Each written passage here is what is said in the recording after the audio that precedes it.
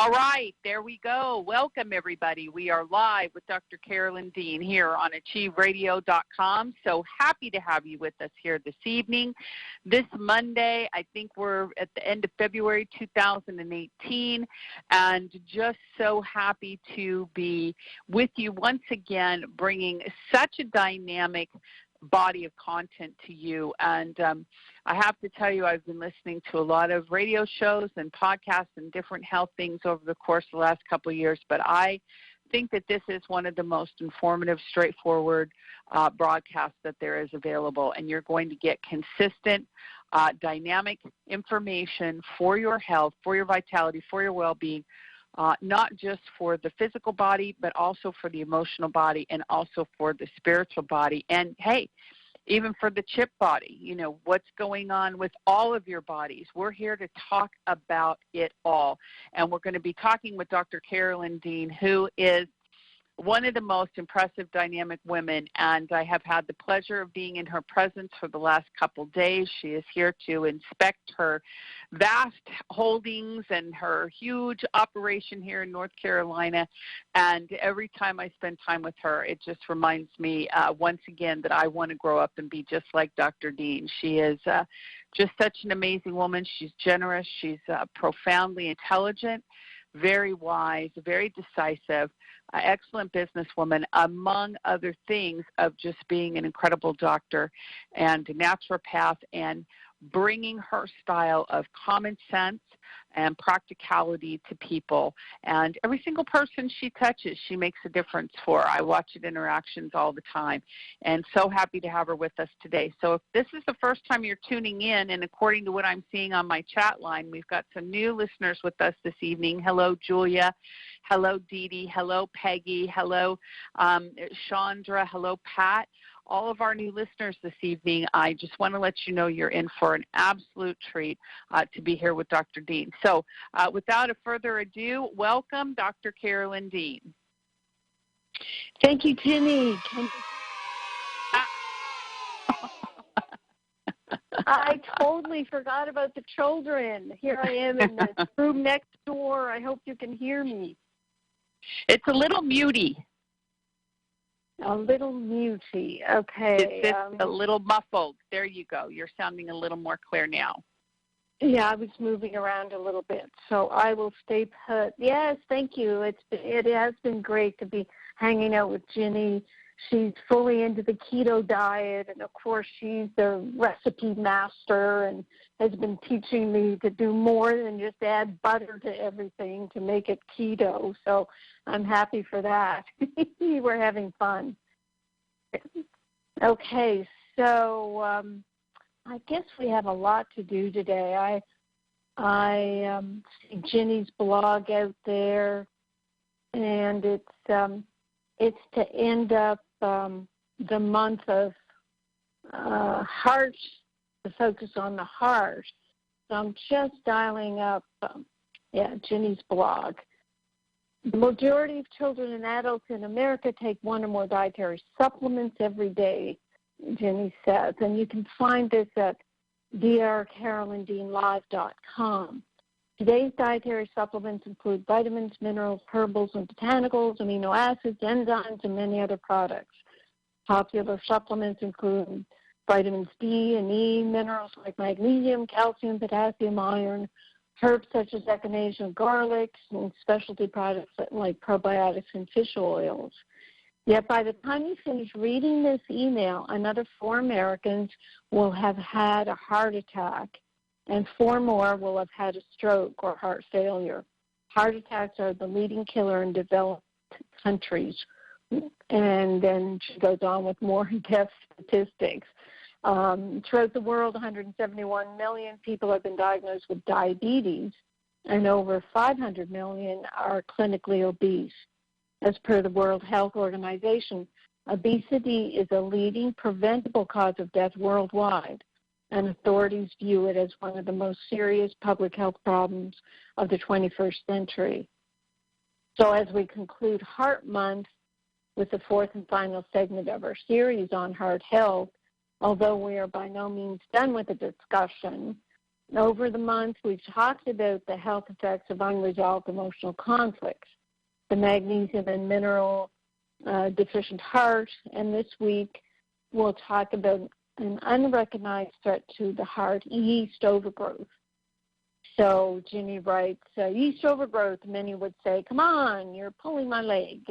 Nevertheless, the factors and symptoms of yeast overgrowth are known to provoke symptoms of hypertension, insulin resistance, which is the pre-diabetic condition, and suppressing the immune system. Not the best climate for the heart, and one that can lead to debilitating outcomes. Fortunately, there are simple strategies that you can follow to reduce your risk and move into a powerful and positive health condition. Now, what yeast feeds on is sugar. And what I wrote about in a December blog, December 7th, was a sugar-free half-century.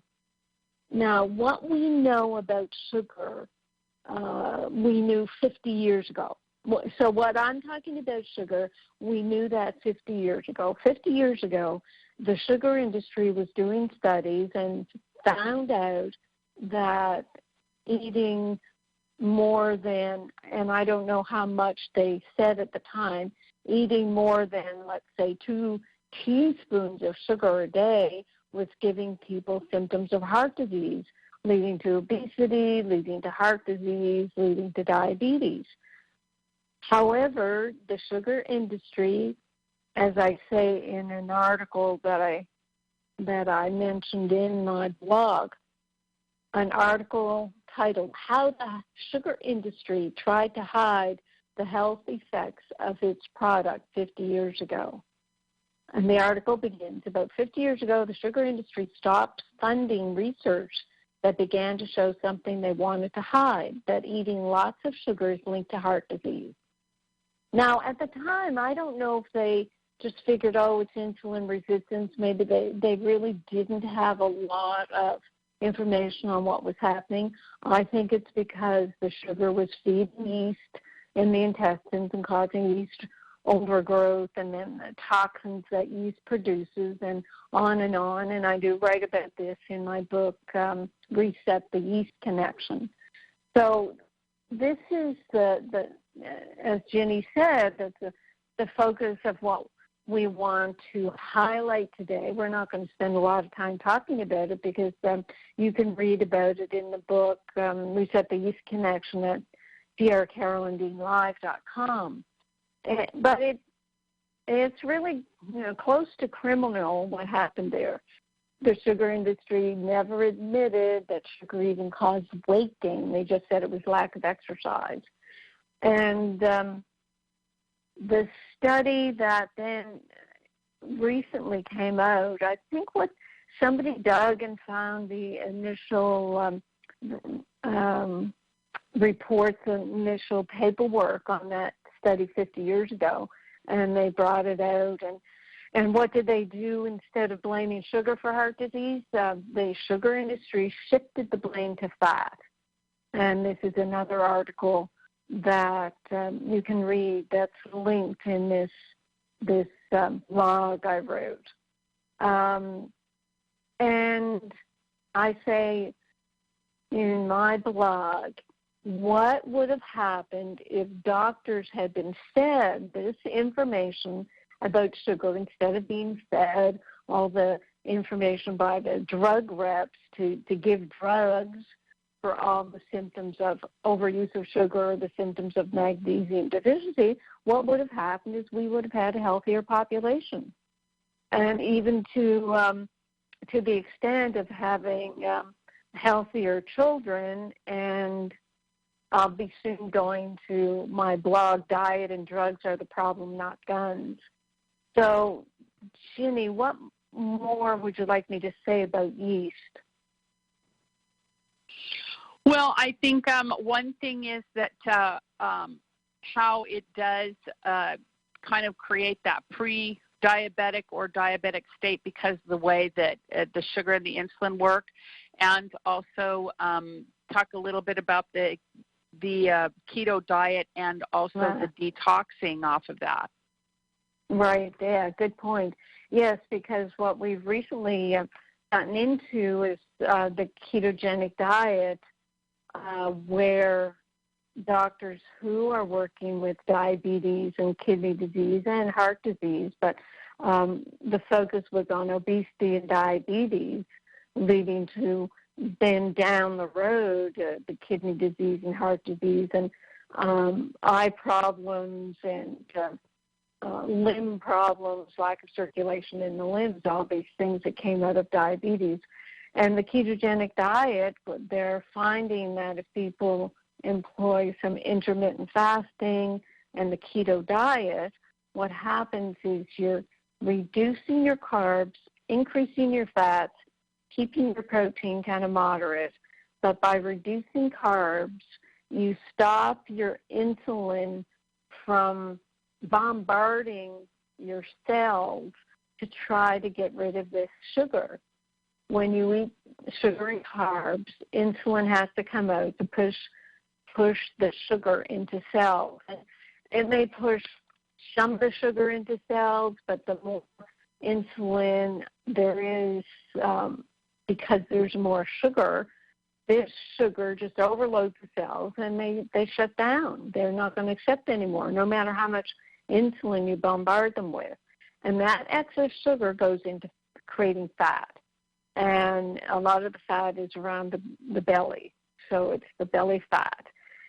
If you stop eating so much carbs, then you stop this insulin from pushing carbs into the fat, and you turn off your sugar breakdown in favor of fat breakdown. You're burning fat instead of sugar. And what happens with people who are kind of addicted to the sugars, part of it can be that they do have yeast overgrowth. They've been feeding their yeast so much with so much sugar that it's turned into board, like in Star Trek, and it's causing all these cravings. And then what you should know about sugar is when you look at our ancient history, our ancestors didn't, obviously, they did not have desserts. I mean, even when I was growing up as a kid, if we had dessert once a week, that was enough. As I got older, lots of desserts. Yeah, I had access to the ice cream in the downstairs freezer, so, that gave me my yeast. But in ancient times, there were berries. There was some fruit at the end of the summer, and you would eat your fruit and put all that extra sugar into fat stores so you could survive the winter. We were all very well adapted to that. We are not adapted to eating fruit every day, day in and day out. And people will tell you when you eat a lot of fruit, you go on a fructarian diet, or you eat fruit all in the morning and then food combine other foods, you will increase your triglycerides. You can listen to Dr. Lustig, Lustig. He's a pediatric endocrinologist, and he has an incredible video called Sugar, the Bitter Truth. He's got millions and millions of views, and he says when we went to the high fructose corn syrup, which were marketed to say, they're just fruit's wonderful, eat as much as you like. So when people went to the high fructose corn syrup, they started developing triglycerides, fatty liver, obesity, diabetes, and that's just from too much fructose sugar. So that's all well written up in my book, Reset the Yeast Connection, so you can understand it. I have the Keto book out. What's it called? The Keto book, Reset Your Ideal Weight, so that you can get control of your weight because you're able to manipulate your carbs and your insulin.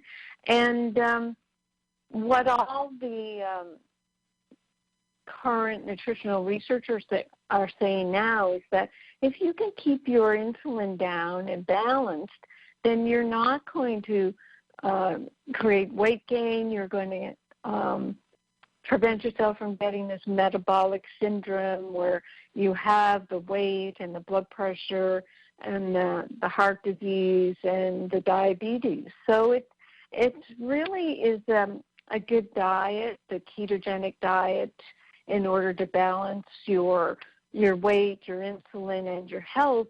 I don't know that you have to be on it 100% of the time, but you can.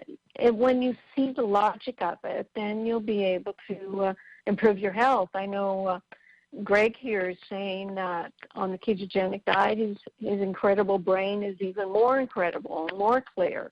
And what some people say, well, if they're taking our completeness formulas while they're doing either a couple of days of fasting or intermittent fasting or when they're on the keto diet, they are not experiencing the keto flu, or they do not get the muscle cramps from magnesium deficiency. So you have a really good head start on doing the diet properly when you're already on the completeness formulas.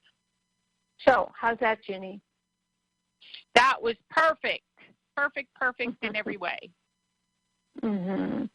Now, what that flows into is the blog that came out today. And I knew it was controversial, but I put it out anyway because of the whole school shooting horror that's going on now.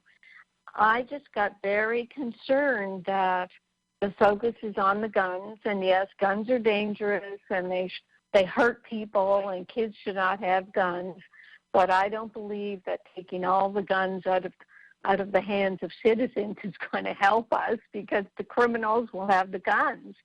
If I was in a dangerous zone, I'm pretty sure I'd have a gun because I want to protect myself. I don't think I should depend on someone else to protect me at the instant that I'm in danger. That just doesn't make sense to me. So when I wrote this, I wanted to emphasize diet and drugs are the problem, not guns. And what I just said about sugar, where we could have prevented society from getting into this whole sugar addiction 50 years ago, and we didn't. And that's on us. We messed up. And then, instead of working to change this, all of a sudden we're telling authorities, which is not us, we're telling someone else that they have to take care of the guns and protect us. But I'm saying that with this business of diet, too much sugar in our diet, in our kids' diet, we get them all pumped up on sugar. They display hyperactive behavior. They're put on drugs as a solution. Ritalin is their first drug. And then throughout their lives, as these kids have problems, they can't cope, or they're anxious, they're put on more drugs. So let me read some of these words. Addiction begins with sugar and creates patterns of addiction.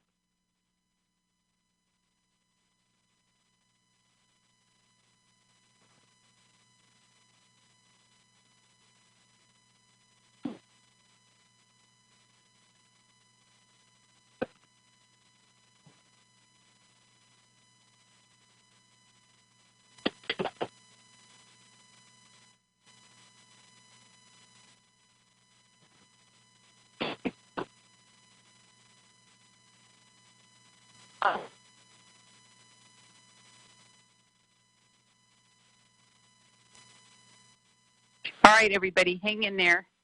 Carolyn didn't know she got kicked off the radio, so we're getting her back on.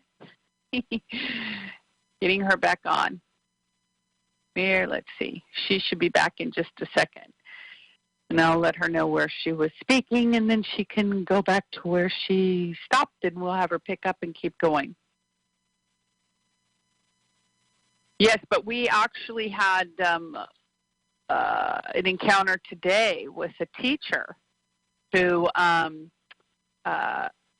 actually said the very same thing that Carolyn wrote about in the blog. So it was kind of interesting to hear it come together in that way. That Carolyn?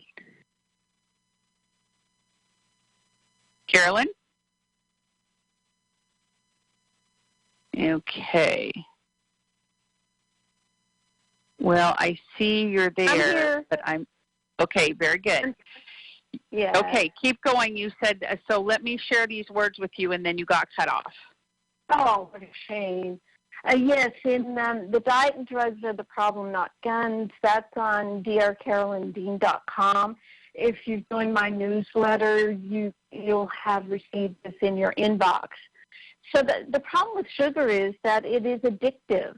Abraham Hoffer said decades ago that sugar is as addictive as cocaine. And kids who are given ADHD drugs, like Ritalin, sometimes as early as kindergarten, move on to antidepressants and antipsychotics in high school. And in nutritional medicine, we've always known the cause of ADHD and the junk food, sugar, food additives, that's all been proven. They've tried to improve these things. The studies that the drug companies did or the sugar companies did with sugar, they actually gave half the study group of kids sugar, and the other half they gave aspartame, the sugar, whatever you call it, the synthetic sugar.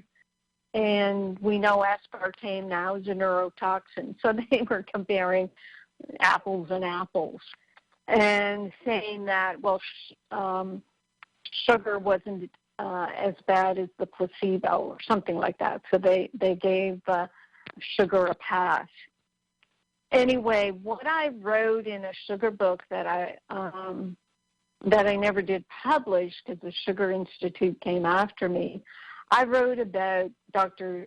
Stephen Schoenthaler and Dr. Alexander Schaus.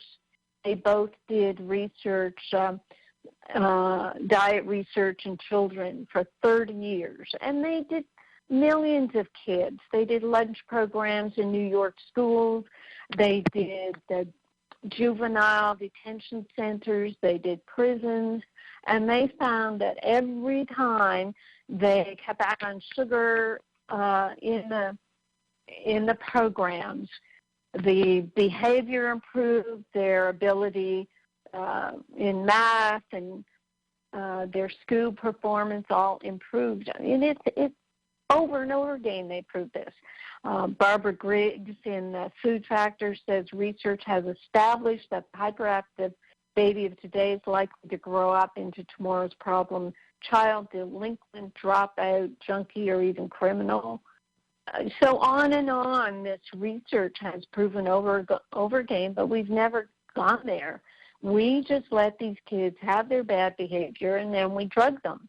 And then we blame it on the end result, which is a kid. Here's what happens, actually. One of my next blogs is talking about this, and I've mentioned it in my Death by Modern Medicine book. Oh, yes, and here it is in today's blog. Antidepressants actually remove the apathy of depression that results in just enough motivation for someone to commit homicide or suicide. And the drug companies know this. And just like they suppressed sugar 50 years ago, they're suppressing this information. So this is the loaded gun, these drugs that we're giving kids. And the programs that kids, they're trying to, I don't know, what is it, No Child Left Behind, the certain aspects of our government want to test everybody, give them mental health assessments, but all that means is they'll put them on more drugs. They're not going to be putting people on more nutrients. So after that blog came out, and it just came out today, I had feedback, and some people were appreciative of it. One person says, this essay is excellent and must reach President Trump immediately. How can we make this happen? And someone else, I mean, there's always the fors and the against. You didn't need to make this article about drugs and nutrition political or partisan, but you did. I'm ending my subscription to your newsletter, and that's fine. People can have their opinions just like I can have mine, and I don't think people should expect me to have their opinion all the time. This person continues on. You might be good at providing those interested with advice on nutrition, drugs, and other related health issues, but not when you attempt to draw attention to your article by adding the not guns. You are making a statement that I do not want to hear, and it's a cheap way of getting people's attention. You should have left that out of it, and apparently you just could not help yourself. So, yeah, I could not help myself because I really don't believe guns are the issue. And like I said in the beginning, I would have a gun if I thought I had to protect myself. Someone writes, my good friend and I have been in holistic lifestyle since we were kids in our 20s, in the 70s. When the ADD scam started, we knew it was from too much junk and sugar because kids we knew ate well and their problem friends didn't eat real food. So we went to all the admin people in my father's school district in San Francisco Bay Area. He's a school principal, and thinking my whole food lunch project would be accepted, which it wasn't. So then we went to private schools, which did get accepted. This was in the 90s. So they measured before and after school grades, relationships, sleep. The results were amazing, starting with comments from parents in the first week for profound comments in 1 month. There was not even organic, just normal whole foods. Then we took the results to the dumbed-down government schools, and no one wanted any part of it. Then we found out Big Pharma was paying $600 per student to the school districts who took Ritalin.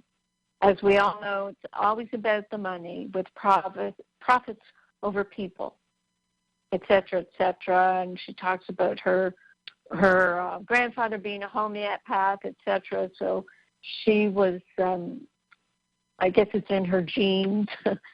And she said, been taking your products since RNA started. That's 2012.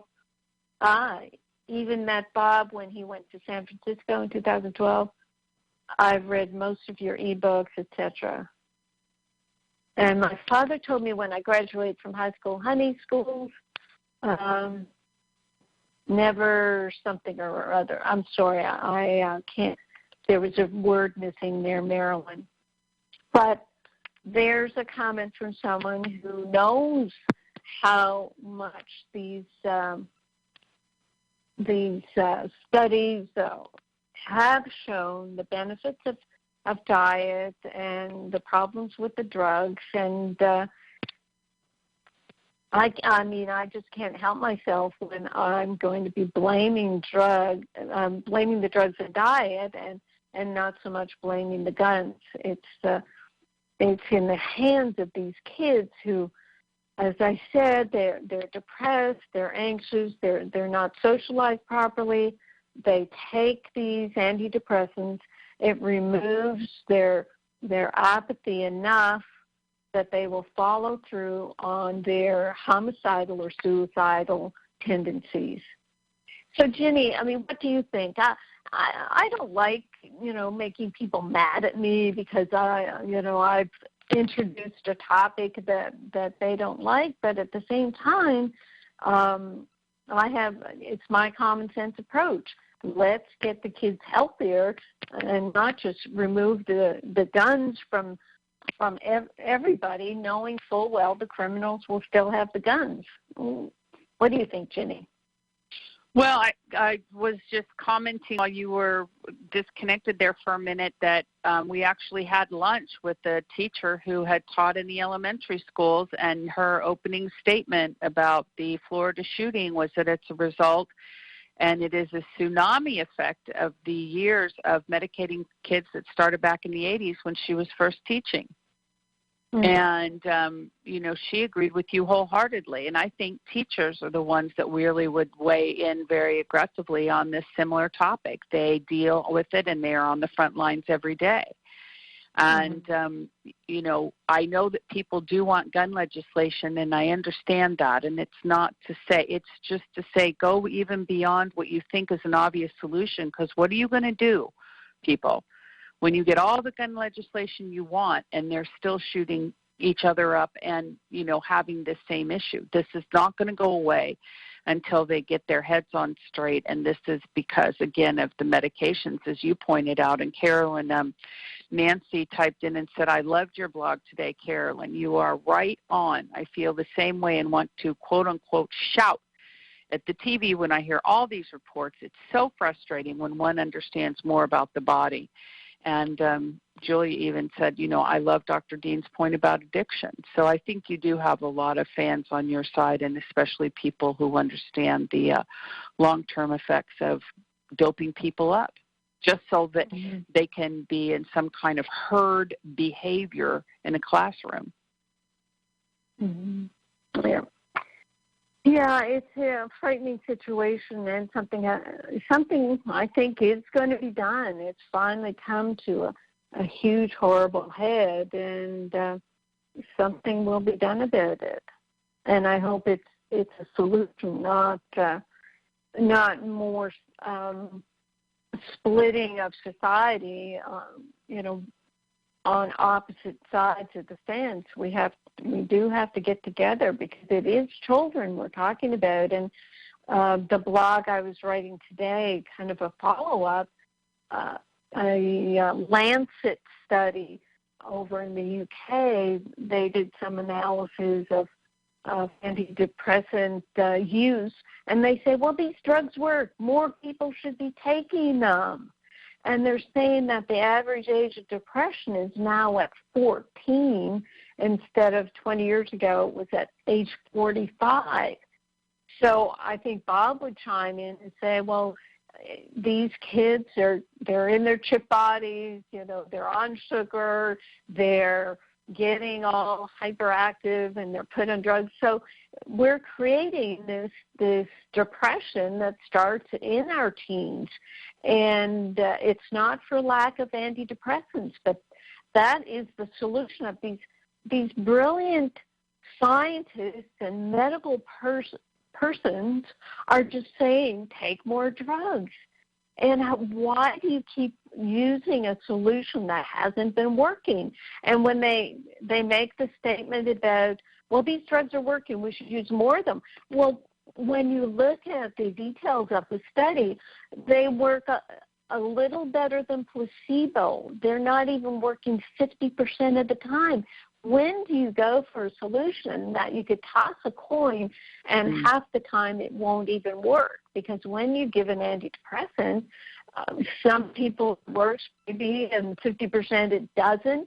The people it works on say that their brains don't feel like their own. They do have a lot of side effects. So we're in dangerous times where we've let drugs be the so-called solution to everything. Very. Right, good. I'll go on to this blog that I wrote last week. We didn't talk about it yet. This was another very controversial blog. There's a book out now called Dirty Genes by a naturopath, Dr. Ben Lynch, and I went after that book because all of a sudden you've got this big title, I guess he's a well-known blogger, he's all over the internet, and he's saying your genes are dirty. And I just took offense at that, because you tell someone they've got a genetic problem, they are going to give up. Now, maybe 25% of people will say, wow, I'm going to see about that, or well, I'm going to prove them wrong. Or some people say, well, if it's a new technology, it's new research, I'm going to dive in and check it out. People have different reactions, but I know our customers, they think, you prove me having some sort of genetic problem, I'm just going to collapse because I can't take one more. It's like the straw that breaks the back. And I just let out my frustration about this on my blog site, drcarolyndean.com, and I'll just find it here. And my genes are not dirty is the title. And what I start with is this naturopath, Ben Lynch, writes that when he first did his own family's genetic testing, he was horrified at what he found.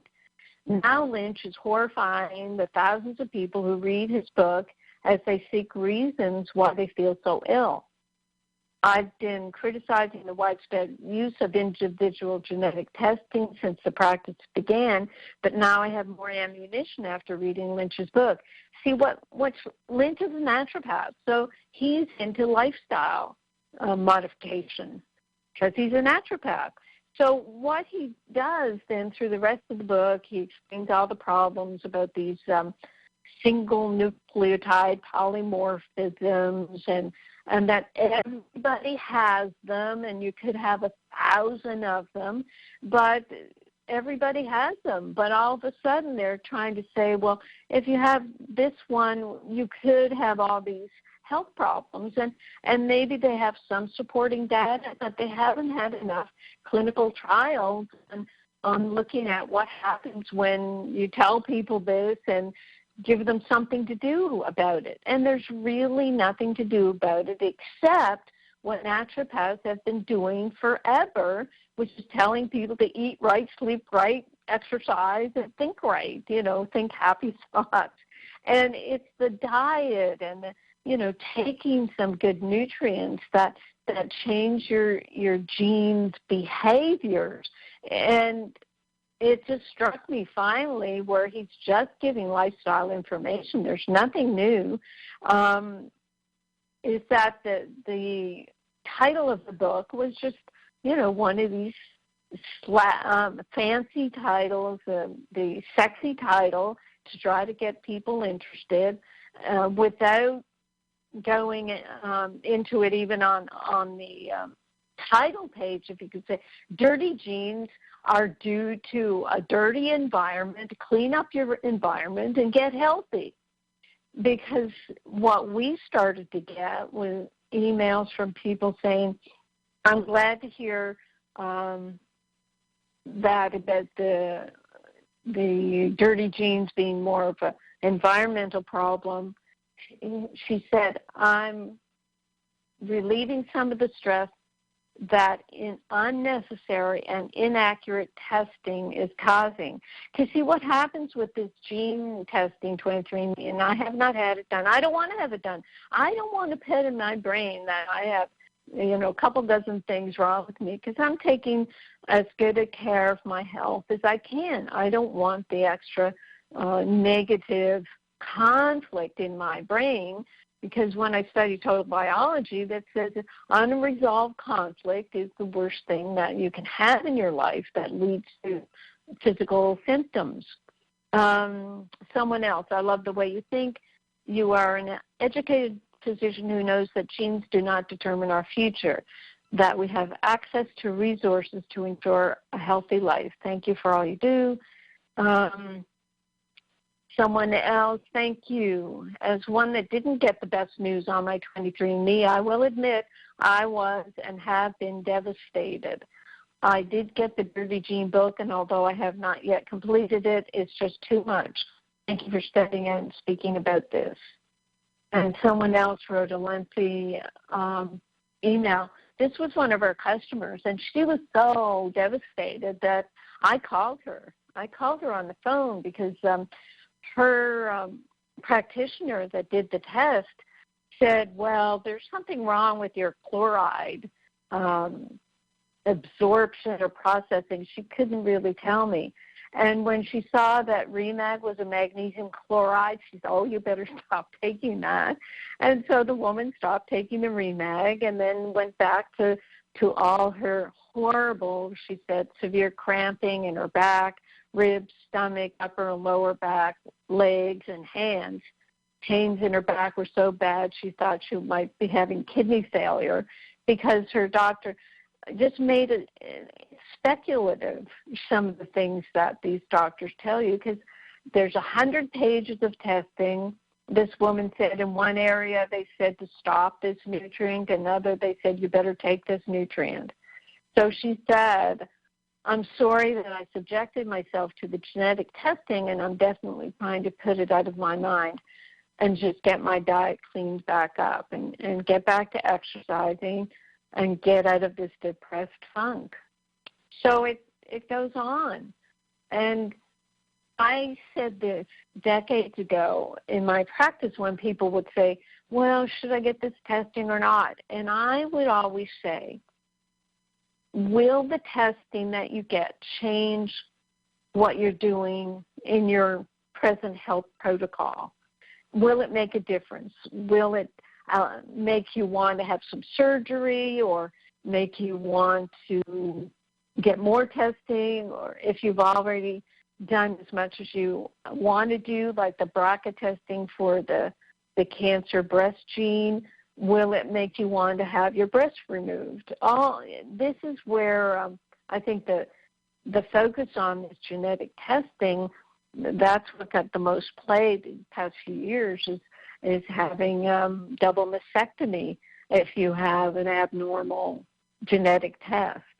But actually, I shouldn't go into that. I don't know enough about the whole BRCA problem.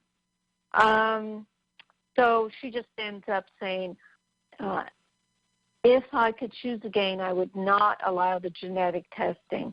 It raised more questions and concerns than anything else, and I actually became pretty depressed afterwards. So I'm not saying never to genetic testing. Maybe when it's improved and when they can match it up with good nutrients, then that might make a difference. But right now, people don't even know about magnesium absorption and how most of the magnesium out there is not well absorbed. It has the laxative effect. So magnesium really doesn't factor into the protocols of people who have this testing.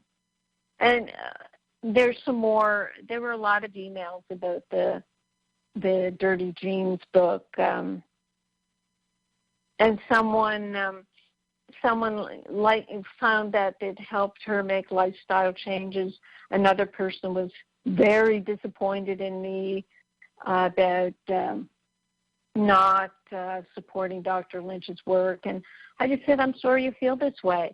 I'm afraid that in order to cause a splash, titles like Dirty Genes are enough to scare consumers, no matter what the rest of the words in the book say, et cetera, et cetera. So I've talked for a long time, even though I get kicked off for a little while there. So, Ginny, back to you, dear. What are your comments? Well, I'm glad you went over that blog again because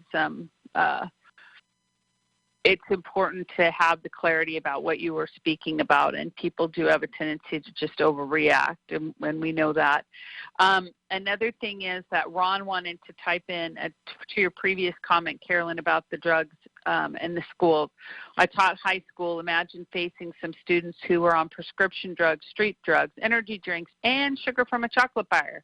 In my opinion, the school system began to take a nosedive when respect, prayer were taken out of the classrooms. One person last week asked, where was God? Well, God has been told that he's not wanted. That's what Ron's comment was.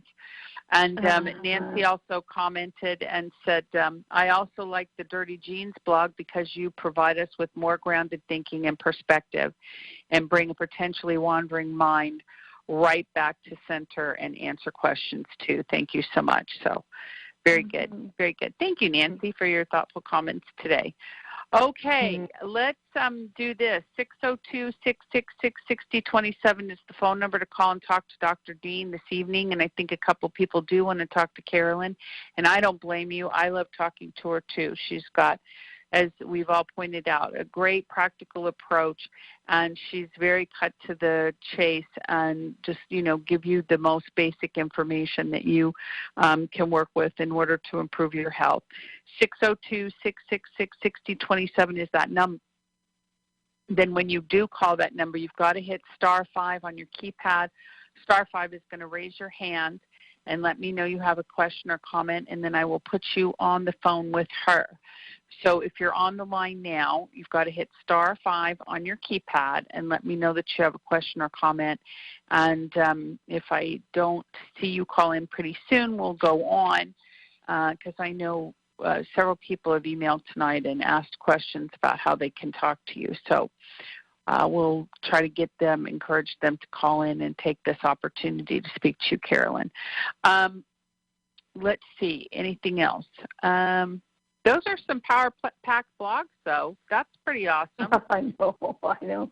I get pretty activated sometimes when I read this information, and I know we have solutions, and people can have different opinions, and that's fine, and I don't mind at all hearing their opinions, but we just keep forging ahead, giving out the information and the solutions. That's what I'm very excited by. I'm not just sort of talking out of my hat. I know that I'm not just bursting bubbles, but I'm here with solutions. For example, someone wrote, first of all, I'd like to let you know how much REMAG has helped me with my fibromyalgia issues. Over the past 6+ years, I've had challenges with chronic neck and back pain, exhaustion, brain fog, headaches. It seems that I've tried everything under the sun to help heal my body, from acupuncture, physiotherapy, chiropractic, IV magnesium, Lyrica, Lyrica. I think that might be an SSRI. That just gifted me with 15 pounds of weight and various magnesium supplements. You name it, I've tried it. I began taking REMAG this past December and started seeing positive results within a few weeks.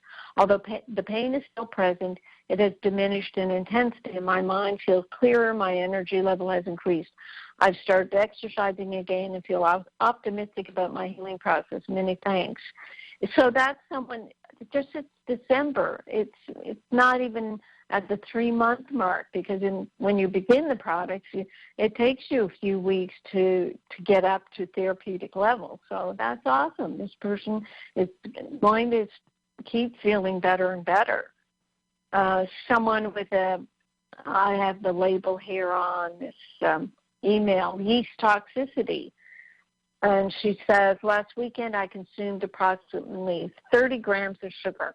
Now you divide that by 4.2, so that's about 7 teaspoons of sugar in a 24-hour period. The yeast overgrowth totally took over and made me do it, seriously. I haven't been able to tolerate this much sugar in 4 years. Now I'm paying for it.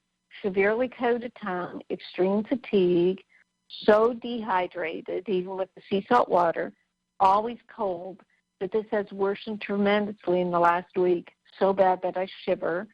I had a lot of nasal blood. It has improved some in the last 3 days, and also I'm extremely nauseous. So that's what yeast overgrowth can feel like to some people.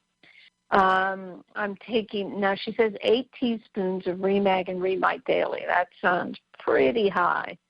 I tried to decrease the Remite several months ago and hot flashes reappeared. I thought if I decreased the Remite, it would help the chills. But in just 1 day of slightly decreasing, I had leg swelling that I had for nearly 3 years. I've been able to keep it under control for the most part with REMAG, Remite, and sea salted water.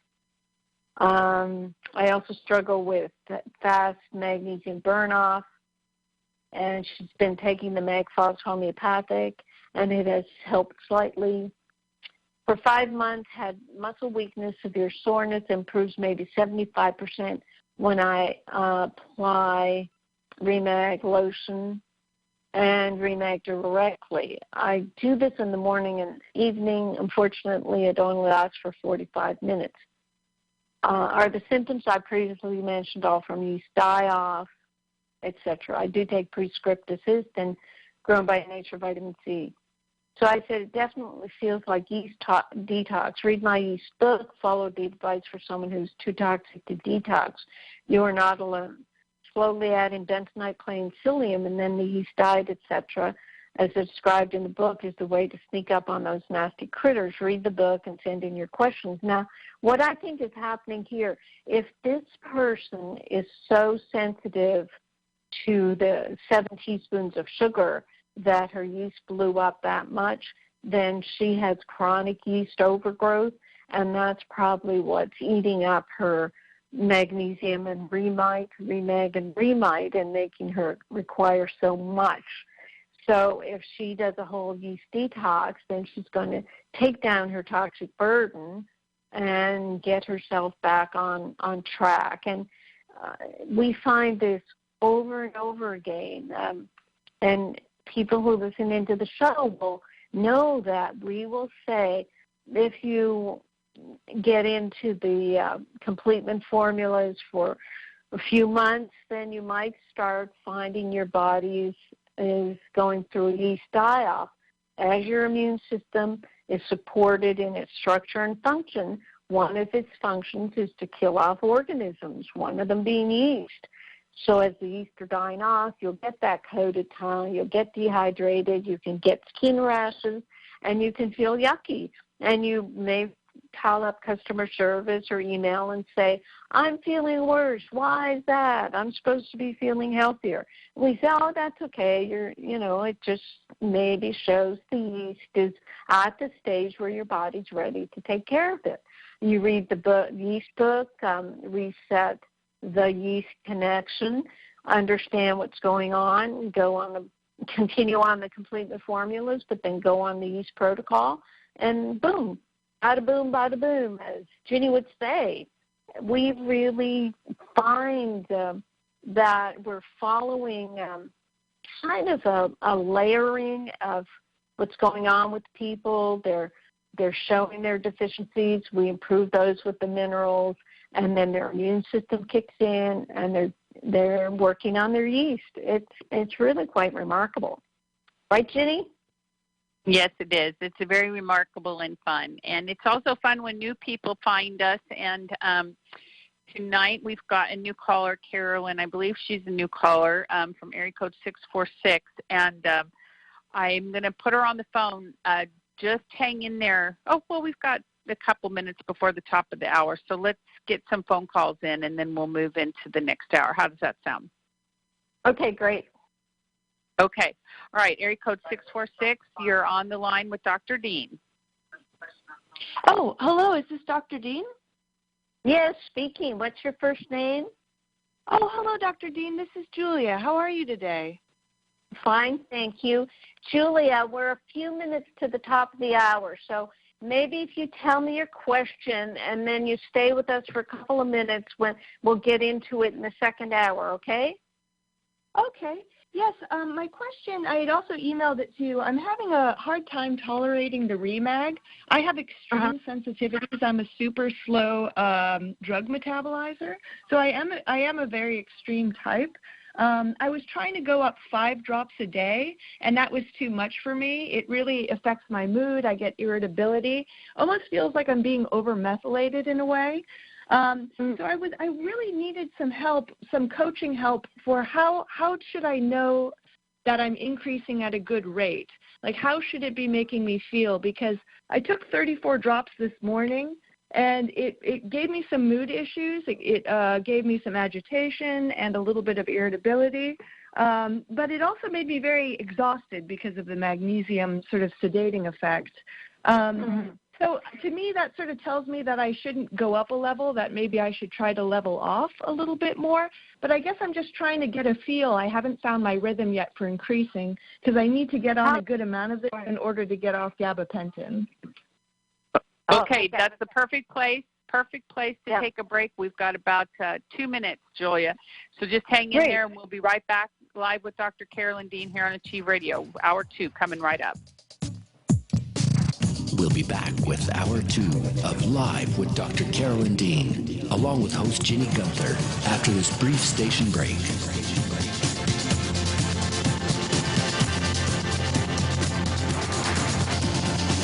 You can also get updates and resources online by visiting drcarolyndean.com.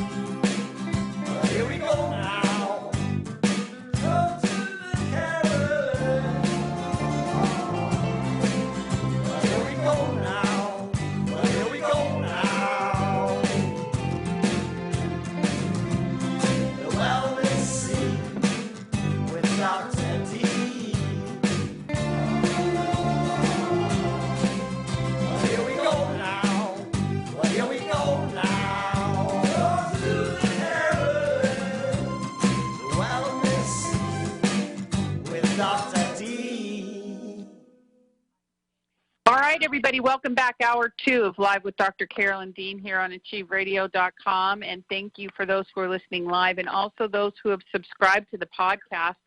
We're on Stitcher for those podcasting people who know what that is. Stitcher is a great podcasting tool. And also we're on iTunes. And so it's a great way to have the show just show up in your phone or device or wherever. And you've got it to be able to listen wherever you are in the car or traveling, whatever. Also, I want to welcome back Julia, who's talking with Dr. Dean. And ladies, welcome back, and go ahead, please. Thank you so much. Okay. Yeah, this is a great introduction to what you're going through. A lot of people come to us who've been put on gabapentin. And what's happened, it seems, is I'm sure you've read about it, Julia, where it's a medication used for any sort of nerve symptoms, it seems. But can you just tell me briefly why you were given it? I was given it off-label for anxiety, which was the worst thing in the world to do. But I've had a really bad reaction to it. It killed my appetite for 6 months. I had no appetite. And I've come down quite a bit, and I've been getting better getting off it. It's just that I really need the magnesium to help, do the rest because the withdrawal symptoms are pretty appreciable. Yeah, and that... I don't know why, but I did look up off-label use of Neurontin, and that's what they said, because when you look at Wiki for gabapentin, Neurontin, it says it's to treat epilepsy, neuropathic pain, hot flashes, and restless leg syndrome. And because it suppresses CNS. And it suppresses the central nervous system, right? And, right up front, they're saying the common side effects include sleepiness, dizziness, risk of suicide, aggressive behavior, drug reactions, causing eosinophilia. I won't go into that, but lower dosage abuse in people with kidney problems. Now, listen to this. Gabapentin acts by inhibiting certain calcium channels. So it's affecting the minerals in the body. Right. How does it inhibit calcium channels? Well, what works to open and close calcium channels is magnesium. So I suspect it's doing something to magnesium. And this is what you're experiencing, Julia, where you can't really get your drops right, your amounts right, because you'll be using it, and then the gabapentin will use it up, and then it's almost like you'll get a withdrawal of magnesium and get magnesium deficient right away. So it is tricky, but what you do is you really just have to get a dose and stick with it. And even if if you can possibly work through some of the mood issues and the exhaustion and just say, my body's in there fighting for me and trying to put the Remag in the right place for me. And think of it kind of binding the gabapentin and pulling it out and not thinking that, well, it's wasting my magnesium, why even bother? No, think of it as pulling that gabapentin out. And I think what works best is a consistent intake of the Remag, so that, as you say, 34 drops was too much. Well, maybe you just take 30 drops, but you stick with that for maybe even a week and know that things have balanced out and evened out for you before you add another couple of drops. But just knowing that there's a big war going on in your body, because gabapentin is grabbing your magnesium at the same time as your cells are trying to grab your magnesium. Okay, there is a war going on. Right. So do you think that, because I was going up 5 drops a day, just trying to increase, so you're saying stay level for about a week and then increase by maybe 2 drops or 3 drops? Like what do you say for, let's say, for the most sensitive person you've ever worked with? I'm so sensitive. I'm probably just as sensitive as the most sensitive person you've ever worked with. So that would be people, seriously, Julia, that would be people who start on 1 drop in 10 ounces of water and would just take a sip a day. So, that... Maybe I'm not as sensitive as I thought then. No, you'll be fine. But, yes, I don't want you to be doing 5 drops increased each day. That's not the way we talk about this. We talk about people finding a balance point for several days before increasing. I'm saying a week. Some people it might be 5 days. You don't want to really force this issue. Whatever magnesium you're taking is helping. You don't have to think that you have to rush this. You've been at this for a long time, and each drop of our Remag has 2.5 milligrams of absorbable magnesium. Some of it is getting into your cells. Some of it is grabbing the gabapentin. It's working for you. So please, don't rush it. Okay, you have to stay at a stable level, and then I would just do the 2 drops in the next time you add, and then see if that activates you. And if it doesn't, then maybe you just go to every 3rd day and add another 2 drops, and it won't take long before you get up there. 30 drops is a quarter of a teaspoon, and that's a good amount. We have people getting in touch with us and saying at a quarter teaspoon they're doing great. Now you have a ways to go because the gabapentin is attacking your magnesium. So I would like to see you going up to 2, maybe even 3 teaspoons, and you will get there. And Carolyn, what about transdermal? Oh, yeah. maybe not in the beginning, because with the transdermal, right. No, I'd go with the liquid, and then we have a Remag lotion, Julia. So at a certain point, you might be doing some Remag lotion on your skin. People, especially if they have fibromyalgia, aches and pains in their bodies, they'll go to the Remag lotion sooner. Okay. So and then, Julia, let me just finish up with, we also have the Remite minerals, because a lot of times, some of the symptoms, they can be thyroid or hormone related, and we don't want to forget that those organs should be supported. So read my Remite book and see what you feel about taking Remite as you get to the point where you're taking more and more Remag. Okay, and at what point would you suggest adding in the Remite for balancing the minerals? Right, so that's usually in our protocols. It's after a week being on a quarter teaspoon, but in your case, it might be more like 2 weeks. And then with the Remite, just start with 5 drops. It's not going to be as reactive as Remag because of what GABA does for Remag, and how Remag, it wants to be used in 800 enzyme systems in the body. So that's why your body just really wants to grab this Remag and use it. Oh, wow. And how many drops are in a teaspoon? 120. Oh, wow. Okay. That's going to take me quite a while to get there. Well, what you'll find is as you balance out and as the Remag gains hold and starts to work, then the body will be detoxing the gabapentin even more. You'll be able to cut back, and you'll find that you'll be so stable that you can add more. You have to work it according to how your body tells you.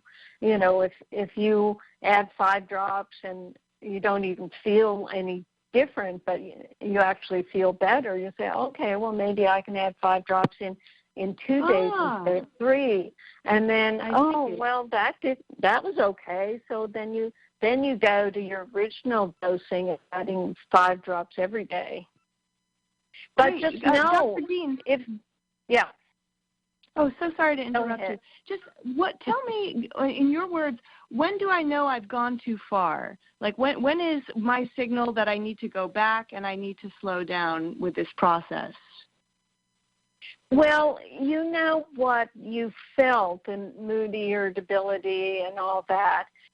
What I would say, since you're going slow enough, if you sort of have a day where you feel moody and irritable and tired, well, just lie down and say to your body, okay, I may be pushing it a little, but I know what I'm doing. This is the point. You have to be aware and know what you're doing, that your body is fighting a war with the GABA and trying to get all your enzyme systems all activated. So, there's a battle going on. Just say, okay, I'm going to just sort of sleep through this, and it's working for me. And you observe the positive things that are happening. And, that may be happening already for you. And you'll just say, well, I'm gonna just sort of fight my way through this, but then I'm not going to increase for another couple of days. Because if you start backing off, if you say, oh my gosh, what's going on, I've got to go back, then you'll put yourself into a withdrawal where your body get used to those drops, number of drops. And then you don't give it those number of drops the next day. Oh, my gosh, and then they start shutting down things or giving you a muscle twitch or something because all of a sudden you've withdrawn the magnesium from them that they were expecting. So and I wish there was a better way of explaining it, but it's like, going on a teeter-totter where you take a certain amount and then, and then you cut back and then the body wants it and you think, it's so hard to know what exactly is going on when you're in the middle of it. And intellectually, I'm explaining it, but when you're feeling horrible, you just think the worst. Right. Okay. Well, thank you so much. This has been tremendously helpful. Oh, that's great. So if I'm just a little uncomfortable, I just got to keep pushing through it, maybe give it 5 days, and I should adjust. I would say that. Usually I don't want people to have any discomfort, but because you're working through a drug withdrawal, then the drug kind of detox and the drug side effects are part of the picture. You know, they're really nothing to do with getting stirred up with magnesium. It's the drugs. And anything you read about the gabapentin withdrawal will say you can go through HEC. And the REMAG is to help people withdraw. We've had many people using it, and they all swear by it. You guys on all of the patient forums using your product to get off gabapentin. Oh, awesome. Oh, my gosh. Yeah. Oh, that's great. Thank you for telling me that. That's good. Yeah. Well, thank you so much, Dr. Dean, and I really appreciate this, and thank you, Jenny. I really thank you so much, and I'll keep going, and if I run into any more issues, I'll give you guys a call in a few weeks. Yeah, we're here. We're absolutely here all the time, and you know, it's easy for us to tell you our experience with other people and just support you. So, you know, never hesitate to call, because we know that you'll get through it, and then, you know, in a couple of months you'll be flying. It'll be great. Great. Thank you so much, Dr. Dean, and thank you, Jenny. Have a wonderful evening. Oh, you're so welcome. Thanks, Bye-bye. Julia. Bye-bye. All right, everybody, live with Dr. Carolyn Dean here on AchieveRadio.com. Thank you. Yes, Julia, so glad to be able to connect with her, and it is important information, and we do have folks who share about this and also ciprotoxicity on forums, and we're always glad to get your calls and support you as you go through your process. More phone calls, Carolyn? You ready to take a few more calls? Oh, yeah. Yes. Awesome. Thank you. Okay, let's go to area code 808. I think you know that's the good old Hawaii area code, 808. Mm-hmm. You're on the line with Dr. Carolyn Dean. If you could give us your name and then state your question or comment. Hi, my name is Chandra, and I was I wanted to know what would help with anxiety. I've been having it for about 6 months now, and my symptoms I went through having sweating for like 3 weeks or so, and then my symptoms change, and then all the time. So now I'm dealing with tightness in the throat and neck area. I've been taking Calm, but I've only been taking 1 teaspoon of Calm. How old are you, Chandra? How old are you? I'm 38. And what do you think happened 6 months ago to get you in this position? Well, I kind of had like a panic attack at work. And then from there, I was freaking out. I didn't know what was going on, so I decided to quit drinking alcohol and soda. I was a heavy caffeine drinker. I drank soda a lot. And then after that, I started going through not sleeping for 3 days. And then, you know, your mind starts racing and all those type of things. And I would go to the doctor after doctor, and they're like, you know, oh, we don't know what's wrong with you. They sent me to the ENT. Then I went to have an MRI, had a whole bunch of blood work done. So I finally came to the conclusion that it has to be anxiety, or I'm magnesium deficient. So, wow. Now, before the panic attack, I mean, when you're looking at the magnesium deficiency and you got to the natural calm and that, what do you think brought you to the point of panic attack? Was there a lot of stress or medication, or do you exercise and sweat, or do you think it was the soda and the alcohol? I don't, I don't know. I don't know if I was dealing with, maybe I was dealing with a lot because my friend passed away, but she passed away like a couple years ago. And then dealing with other issues, but I didn't, and lack of sleep because I have two young children, too, a 2-year-old and a 3-year-old. So they were kind of, I was still doing the diapering and the bottles. They would drink a bottle at night, and they would wake up frequently. And I have 6 children, so it would be getting everybody taken care of, and then I would go to sleep like 10 o'clock, and plus I was going to college, taking college courses, doing my homework late at night. Then I would have to wake up in the morning and go to work and do it all over again. Oh, my gosh. Yeah. Oh, Chandra, that would put a horse down. That's incredible. So you have reason to be stressed out, and all the stress, if you've read about magnesium, you know that stress depletes your magnesium and all the rest. And I think what happened when you quit the soda and the alcohol, you were probably in withdrawal from those, and that affected your sleep. And because you didn't have magnesium to help you with the sleep. Now, natural calm is good. What you do with that, I think a teaspoon, though, it's only about 250, 300 milligrams, and you probably need at least 600 milligrams. And the calm isn't as well absorbed as our Remag, but you just go ahead and start taking more of the natural calm, put it in water, and your drinking water, 2, 3, even 4 teaspoons, and put it in water and sip it through the day. If you were to take like 2 teaspoons all at once, it might give you the laxative effect. If you find that the 4 teaspoons through the day gives you a laxative effect, then you can get our product, the Remag, because it doesn't have the laxative effect. Because what you're trying to do is get therapeutic amounts of the magnesium to build up what you've lost over the years, being depleted with all the stress and the caffeine, the alcohol, and just build up your stores so that you can cope with all that you're doing. I mean, I admire you. You're doing just so much.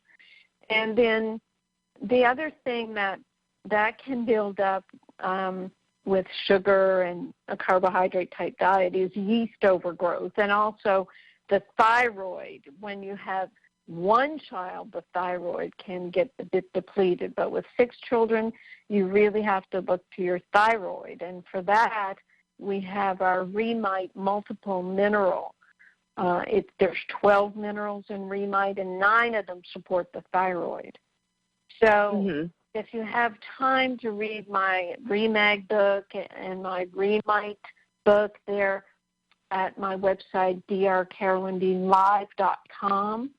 Then you can read about those minerals and exactly what's happened to you, where I describe people who get into situations with stress and anxiety and all the rest of it.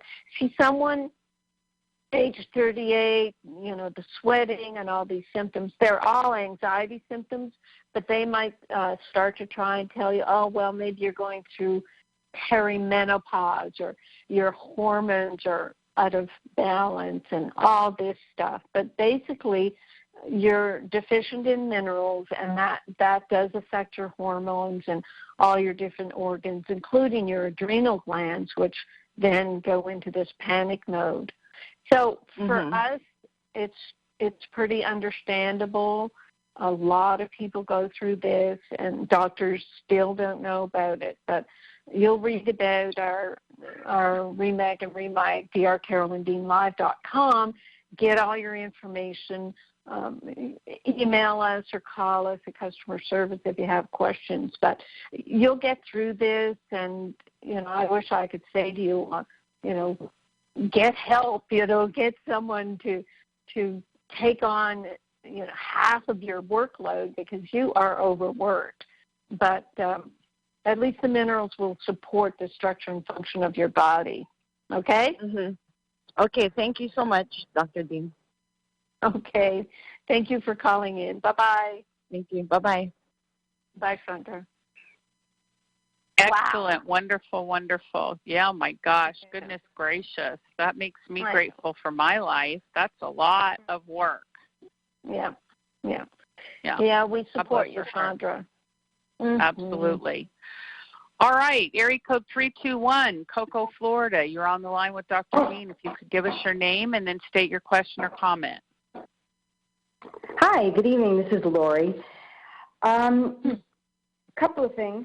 Well, first of all, I totally agree with you, Carolyn, about the search and destroy method, finding all these tests and then having it in your mind. You probably read a lot about Bruce Lipton and the biology of belief. So, right, of course. Great.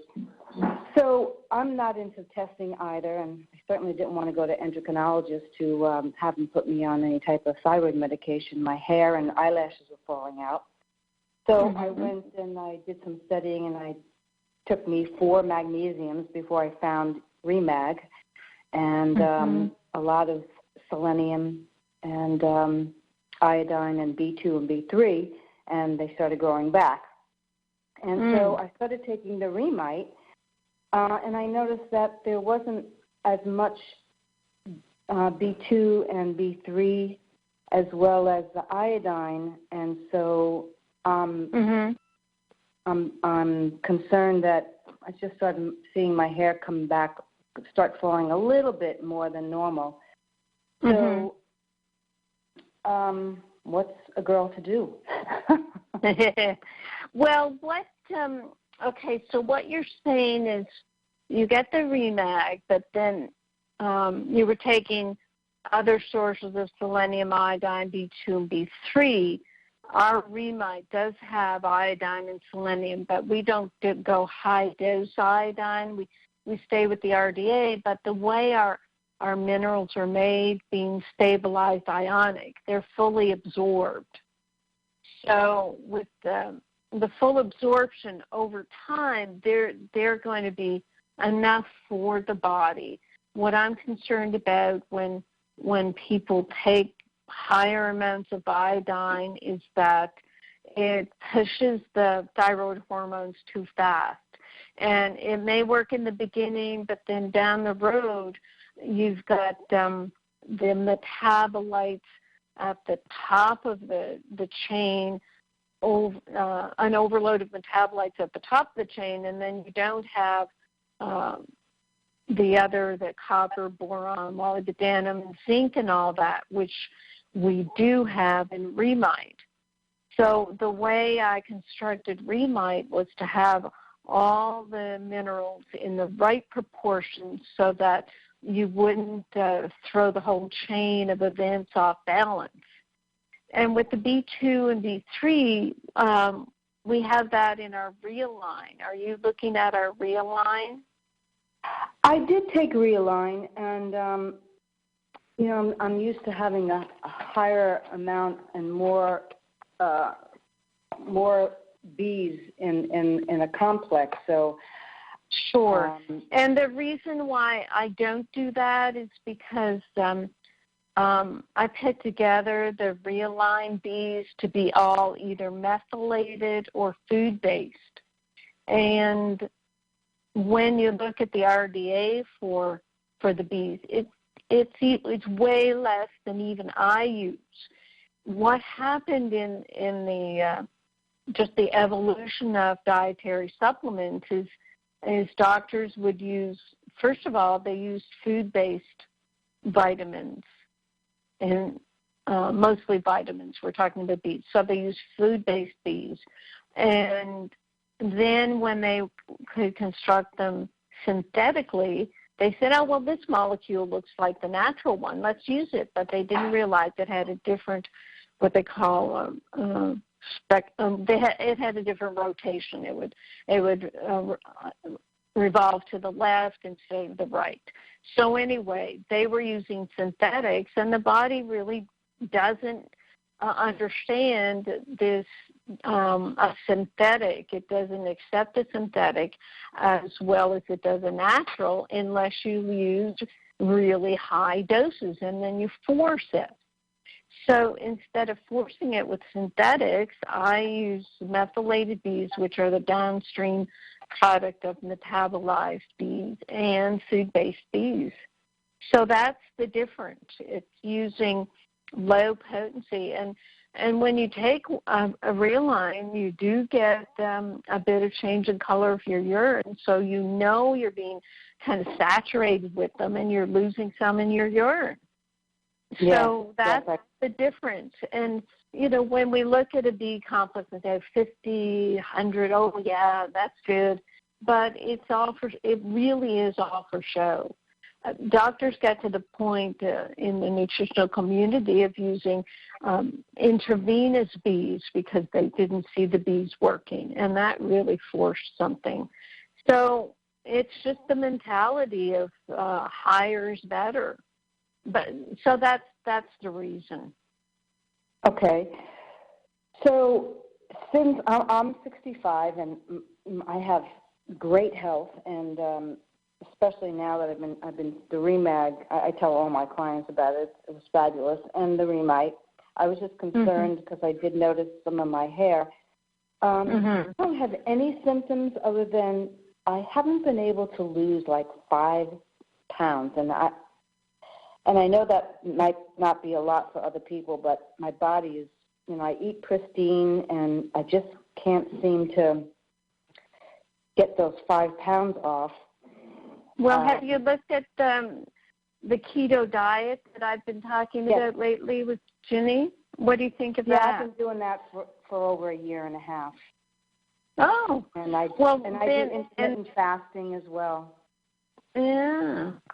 Huh. I know. It's just a little glitch. I know. I can't seem to find out what my body needs. Right. Interesting. So when you stop the other selenium and iodine and went just to Remite and your hair started falling a bit, what did your weight do? Yeah, my weight was the same. I've been battling the 5 pounds for, Right. But I never completely got off of the selenium and B2 and B3 when I took the Realign, because I was concerned that I was taking 100 to 400 B2 and B3. Oh, I see. Only because I've read the Brownstein book, and you know, I try to read as much as I can to get control of my own health. But I really, I love what you say about everything, even politics. So, yeah. Well, you know, a lot of the doctors, they still treat nutrients as medicines, and they want you to feel better fast. And that's not my philosophy, because, you know, we're in this for the long haul. So, but you know, I don't know the long term of B2 and B3 in high doses. I don't think it's a good idea myself, because I would imagine that you're pushing things that you don't even know you're pushing, and then that creates an imbalance. But I don't know that it could do anything with your weight. The way you're describing it, I would go to Total Biology. I would go and talk to Dr. David Holt and say, what do you think is going on here? What block or conflict could I be having where this weight is bothering me, and maybe it shouldn't even bother me, but why can't I have it? Now, what I remember learning about aging, no, I hate that word. Sorry I said it. You know, get rid of that word. I'm sorry. What I've learned about menopause is that when your hormones do start shifting with menopause, your body holds on to an extra 5 to 10 pounds as a fat store to make more hormones. So when I started gaining a little bit of weight, I said, oh, well, I guess I've been saying that long enough. Maybe it's time. But really it was just me eating more and more fruit in Maui until I finally had to go on the keto diet and get rid of it. So for me, it was fruit and maybe my menopause thoughts. For you, you got to figure, well, what does this 5 pound mean to me, etc. What kind of conflict have I created around this weight that keeps it on? Because you know how they say, if you focus on something, you'll just keep it with you because you're focusing on it. Yeah, exactly. Yeah. So what's your take on bioidentical hormones? I use a bit of bioidentical hormones because I had real bad hot flashes when I went through menopause. So I used them, but I use them vaginally to prevent vaginal atrophy. I take a very tiny bit of bioidentical triestrogen and progesterone. I used to take a bit of testosterone, but I'm already too aggressive, so I stopped that. And so the bioidentical hormones, it's really hard to find a doctor that doesn't put you through all these testings and wants to put you on, 4 or 5 different types of hormones that I've been through. Stuff like that. I feel like I'm on pharmaceutical products.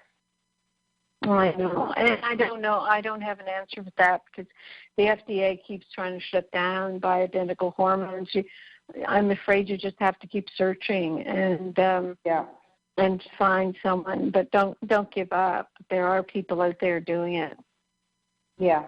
Okay. Well, thank you so much. I appreciate your time and expertise. Oh, you're welcome. Thank you for your questions. They were great. Take care, Laura. Bye-bye. Laura. Good night. Bye, Laura.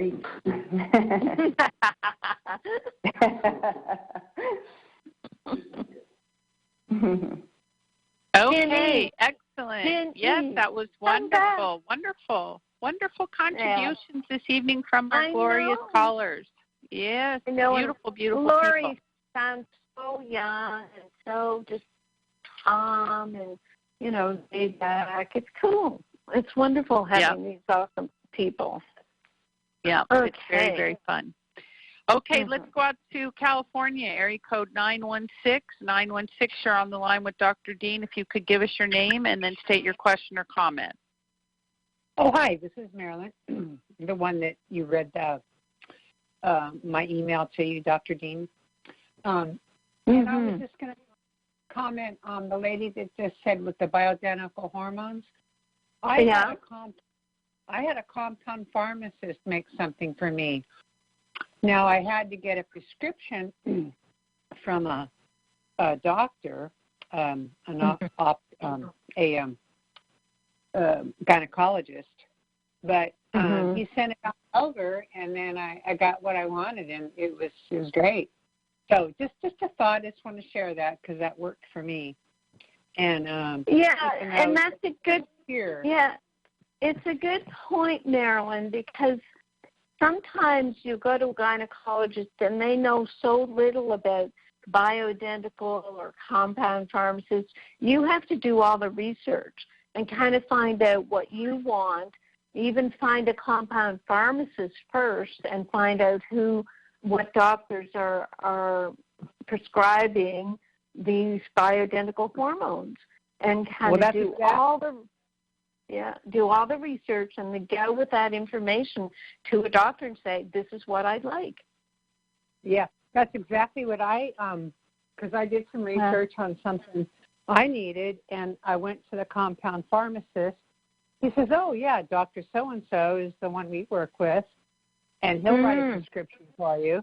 And so then I went to him, and he did that, and it was just so easy. And there you go. It was really clean and pure, and, it wasn't all this extra junk in there. It was just what I needed. It was short term, and it worked. Yep. So perfect. Very good. Anyway, just wanted to share that for her. Thank you. Did you have another question, or are you just being a good Samaritan? No, I'm just being a good Samaritan as usual. That's awesome. Yeah, I didn't say your name, but Marilyn, I've read out her story about how how she took on a food lunch program with the private school and had awesome results, and that's incredible. I mean, that changed those people's lives forever. Yeah, it was a class of 20 students, and the teacher was all into it, and all the students were all into it, and it was an awesome experience. So, but it was so much research, work trying to find a school. One was enough. I proved my point, So then I just started working with families and, teaching them, and then they just dealt with it on their own from that point. I didn't need the bureaucracy. It was just too much. So, yeah. Hey, Marilyn. Yes. There's Bob, Marilyn. Hi, Bob. Do you remember meeting me? Hi, did I meet you through Bob Carr? I went with somebody there. It was to the house on the beach. That restaurant on the beach overlooking the ocean with the clouds. Oh, yeah. You and I and the other guy. Right. Yeah, I remember now. Yeah. Right. Okay, I know who you are. All right, thanks. Yeah. Yes, how you doing? I'm not there. I'm not in San Francisco anymore. I grew up there. I was just taking care of my mom for a couple of years. She lasted 4 years longer than she was supposed to because I was taking care of her. But then it was her time to go. So now I'm back up in Lake Tahoe. I'm in Lake Tahoe. So. Right. Yes, I remember you. Yeah. Okay. Well, nice to chat with you again. Thank you so much, Marilyn. And hey, Bob, thanks for clearing that up. So we're going to let you go, Marilyn. You're good now? I'm good to go. Perfect. Thank you so much. Bye. Bye-bye. Bye. Okay, back with Dr. Dean here, and 602-666-6027 is the number to call if you want to talk to Dr. Dean this evening. You have something you want to contribute, lines are open, and when you get on the phone, you just have to hit *5 on your keypad. We'll raise your hand in the studio and let me know you have a question or comment. And as you can see, we'll put you on the line with Dr. Dean. In the meantime, Carolyn, no new callers. Let's clear up some business we have. We have mailbags and different things that we have to address. Okay, good. Overdosing Remag is the title I gave this next email. Some saying, I'm living a nightmare. I was on long-term antibiotics to kill Lyme disease. Fortunately, I caught it earlier, and my Lyme literate doctor got rid of it. However, my magnesium is this 3.5 to 3.88 range. Now, we know the range is 4.2 to 6.8. They tried to drop it back to 3.8. So, she's definitely very low magnesium. Has symptoms of heart palpitations, anxiety, insomnia, headache, muscle twitches, etc. I went to the ER from fear, and with all their testing, including their regular magnesium test, they said nothing was wrong with me. I was taking Remag and getting better, but I took too much too quickly and got horrible diarrhea. They told me to stop taking magnesium altogether. 2 weeks later, with no Remag, I'm back to where I am almost not able to function. The doctors were rude and condescending to me, did not believe me when I told them I just got the magnesium RBC test and the level was 3.5. They said they never heard of that test and dismissed it outright. I just got new results from another test 2 weeks ago. It was 3.8. By now I know it's lower based on my worsening symptoms. So she says she's drinking 1 teaspoon in 2 liters of water slowly through the day. She says, is that what I should be doing with this low of a deficiency? I know before I was drinking it nearly directly all day and night, probably overdosing myself. So, yes, I emailed her. Much as I said earlier, you have to start slowly and build up and sip it through the day. And she said she was reading about magnesium in your body helps maintain proper blood sugar levels by regulating the action of insulin. insulin in your bloodstream binds to specialized proteins on the surface of your cells, activating these proteins and triggering the uptake of glucose from your bloodstream. So she said this was a study in molecular aspects of medicine in 2003, and it indicates that magnesium might play a role in activating insulin-sensing proteins and regulating blood sugar. So she realized that her magnesium deficiency was affecting her blood sugar. And I just wrote, as we say in cases such as yours, start very slowly, diluted in sea salted water, and just go slowly. This is the problem. I mean, when people kind of don't follow our guidelines to go slowly, and they'll get the laxative effect, and doctors will be scared for them and tell, oh, you should stop that, and then they go into withdrawal and they feel worse because they started to give themselves the magnesium their body was craving, and now they've cut off that source, and the body really reacts with going back to the same symptoms. And when you feel better and you go back to where you were, you actually kind of makes you feel even worse. Now, here's something someone wrote regarding caprylic acid. I have only recently watched a heavy metal summit where Dr. Stephanie Seneff, senior scientist at MIT, has explained that the use of bovine gelatin capsules worsens our digestive symptoms, as supplements using the gelatin come from non-organic animals. And as the cows have been exposed to glyphosate from what's in the feed and their corn. So she was going on about how this is horrible, these gelatins.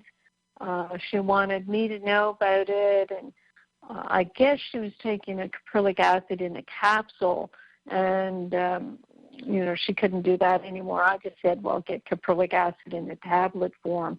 And I don't mean to diminish what Dr. Seneff is saying, but I don't think we can be that incredibly strict with everything that's wrong that's out there in our environment. So every once in a while when someone will email us and be very concerned about this or that, or in my way of talking about it, I say they're allergic to the word of seeing gelatin. The word gelatin makes people scared, and they start avoiding. You cannot avoid what's going on in our world. And I just tell people, just know that taking your complement formulas and having a positive attitude and doing all the things that we talk about to lead a happy and healthy lifestyle will protect you against a lot of the environmental triggers out there.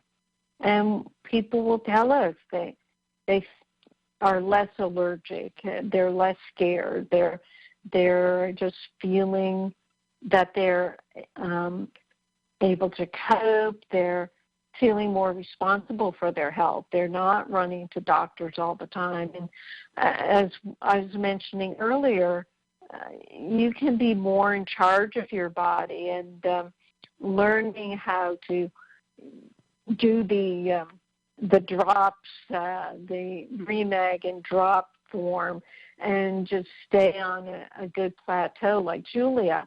If you keep on bouncing on and off the Remag, you will cause yourself to have little episodes of withdrawal. So you just be consistent with everything you do. And the body just, I think, looks for consistency so that you can strengthen it, so you can be in control. So there you have it, Ginny. I have finished the mailbag. We will take your input now because I'm done. I am done. Very good, very good. Okay, let me just read a couple things that people typed you on the chat, Carolyn, one of which is Roz. Roz says, I'm having yeast detox symptoms. Is it okay to take the psyllium, bentonite, and caprylic acid, or should I start without the caprylic acid for the first couple of times? Thank you. I don't know. You, Roz, I don't know if you're going to. I'd have to say to just start with the bentonite and caprylic acid and see how you feel on that, because if you're having yeast detox symptoms, you want to kind of absorb some of those yeast toxins first before you start killing off more yeast with the caprylic acid. So it's like a two-prong approach. That's what I would do. Okay? Excellent, excellent, excellent. Very good. Okay, and then let me also say that, let's see, Deb typed in, and she back to the point about the students in schools. Following a thorough and comprehensive review of all the available published and unpublished controlled clinical trials of antidepressants in children and adolescents, the U.S. Food and Drug Administration issued a public warning in October 2004 about an increased risk of suicidal thoughts and behavior in children and adolescents with SSRI antidepressant medications. And in 2006, an advisory committee to the FDA recommended that the agency extend the warning to include young adults up to age 25. So I guess they're just, basically even like Deb said, just, comprehensively, extending that age of the impact. That's a lot. Okay.